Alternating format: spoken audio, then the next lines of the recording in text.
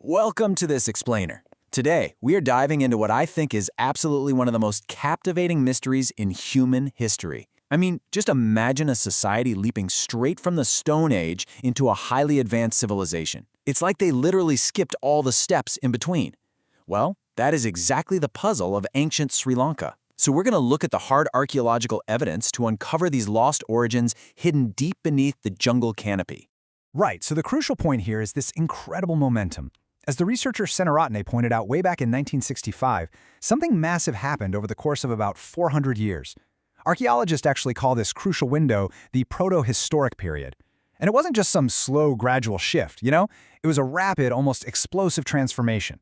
The source material highlights that these 4 centuries took primitive, stone tool-using communities and just propelled them forward right to the brink of complex civilization. But what on earth fueled that momentum? Section 1. The Missing Centuries, a 400-year gap. So, let's break down the timeline. The island's early historic period formally bursts onto the scene around 250 BC, complete with advanced agriculture, complex irrigation technology, the formal introduction of Buddhism, and really sophisticated political organization. But how did we actually get there? We know metallurgy, specifically iron, was introduced around 650 BC, and that leaves us with a roughly 400-year proto-historic gap before formal civilization just suddenly appears. Was it through sporadic visits, trade, migration, maybe invasion? For the longest time, the physical evidence of this absolutely crucial transition was just completely missing from the archaeological record. Section 2. Enigma of the Megaliths, the missing link.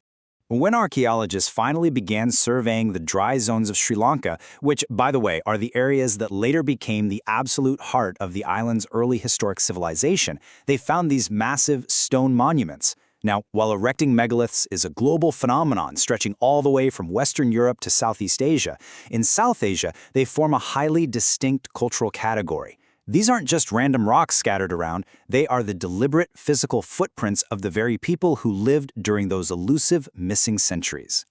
And here is why this matters so much for us today. Throughout Sri Lanka's dry zone, these megalithic monuments don't just stand alone.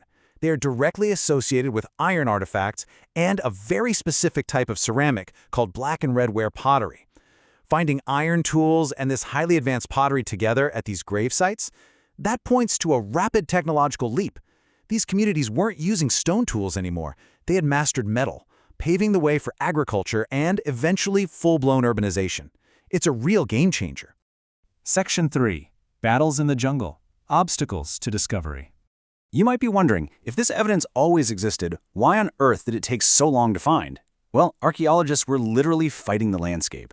Unlike those massive, towering stupas you might picture, early settlement mounds are incredibly low and super hard to see. Plus, later generations continuously built right on top of them, completely destroying the early layers. Add to that dense jungle cover, the threat of malaria, wild elephants, yes, literal wild elephants, and modern agricultural colonization that was actually destroying ancient stones to use for modern building materials, the evidence was actively being overgrown and erased from history.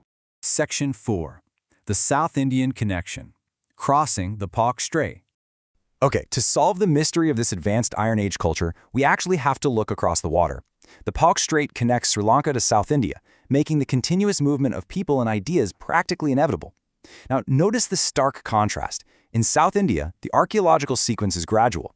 It moves naturally from a Neolithic era into the megalithic Iron Age.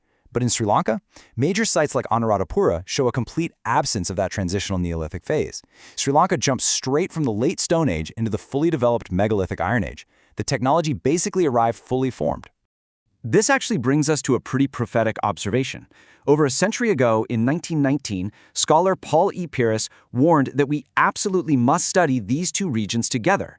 He realized that the immense knowledge available in Indian archaeology was the key to unlocking Sri Lanka's past, pointing to a massive cultural continuum across the Palk Strait.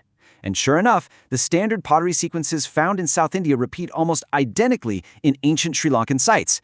Hit the nail on the head, right? So what was the driving force behind this massive cultural continuum? In a word, trade. The discovery of matching high-quality pottery at the ancient Sri Lankan port of Montai and the Indian seaport of Korkai proves that this wasn't just, accidental contact. The highly lucrative commercial commodities available in the Indo-Sri Lankan Palk Strait were attracting merchants from all across the subcontinent. This vibrant maritime trade actually acted as a catalyst. It dramatically accelerated urbanization and brought these advanced Iron Age technologies right to Sri Lankan shores. Section 5. Breaking the textual bias. Looking beyond texts. Now, despite all this hard archaeological evidence, a massive intellectual obstacle stood in the way for years. For decades, institutional archaeology leaned way too heavily toward translating ancient Pali chronicles like the Mahavamsa, which, let's be honest, become pretty heavily shrouded in myth the farther back you go. Researchers also became deeply entangled in the politically charged Aryan-Dravidian debate. And by focusing so much on these later texts and contemporary politics, institutions tragically overlooked the objective, physical dirt of the earlier proto-historic period. Section 6. Unearthing the truth, a new approach. Breaking through those long-standing biases requires a strictly multidisciplinary approach. We're talking about combining hard stratigraphic archaeology with anthropology, sociology, and linguistics. Ultimately, we have to remember this brilliant point by Sir Mortimer Wheeler. The archaeological excavator is not digging up things, he's digging up people. And really, that is what you should take away from this explainer. We aren't just out here cataloging old black and red ware pottery or measuring some standing stones. We are piecing together the vibrant, resilient lives of the actual pioneers who navigated a challenging jungle landscape and laid the foundation for an entire civilization.